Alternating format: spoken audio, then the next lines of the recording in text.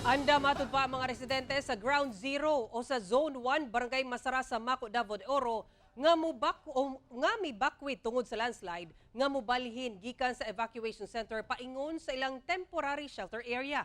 Kinihuman dili na sila tugtan nga makabalik pa sa maong lugar. Ani ang report ni Argil Relator. Luyo nga na biktima na sa 2008 major landslide sa Zone 1 Barangay Masara, Maco, Davao de Oro, si Agapita Tulio. Mibalik gihapon sila ug tukod ug balay sa lugar. Apan wala damha nga niadtong February 6, mahanaw na sab sa landslide ang ilang balay ug tindahan.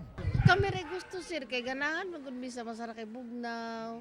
Tapos gwapo ang kami tanan dito nagkaiusa, tapos ang tubig, di namin wag ang nature ang tubig bagikan sa bukid. Kami rin gusto.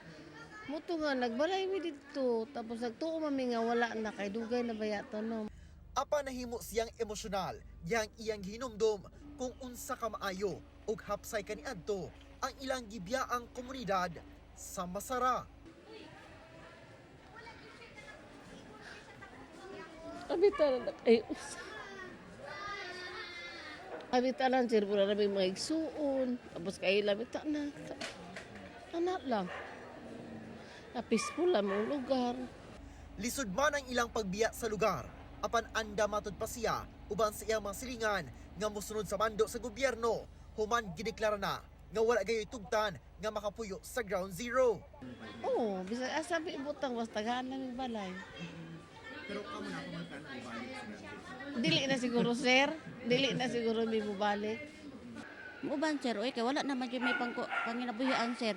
Nahurot man jud among kuan dito sa kuan among saligan na baya sir kay tindahan, nya ay trabaho kong bana. Narami dito among tindahan nakuha ra pod. Mukuan gihapon mauban mi sir bisag asa mi mo ibutang.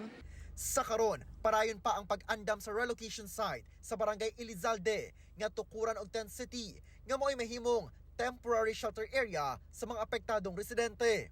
Dunay 15 days lang ang gimando ang DepEd sa evacuees nga magtiner sa mga eskwelahan.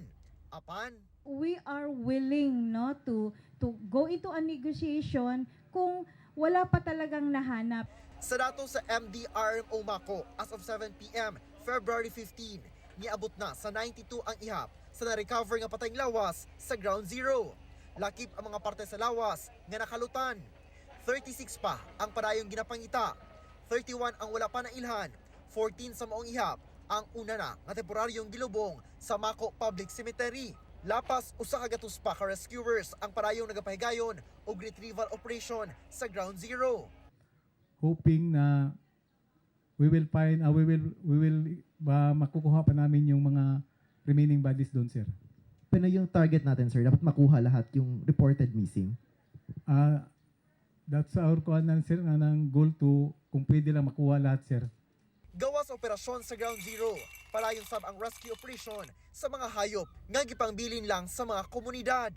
Sumala sa Provincial Veterinarian's Office sa Davao de Oro, dili moubos sa 50 ka mga iro ug iring ang ilan ang na-rescue. Gipamutang una ang rescued animals sa shelter area kung asa sila giatiman o gihatagan og mga bitamina. We are going to continue the rescue. So far, we haven't covered the whole area and we have seen many stray dogs. Kauban si Melco Luminares ug Leo Arcajes sa kamera. Ako si Argil Relator para sa One Mindanao.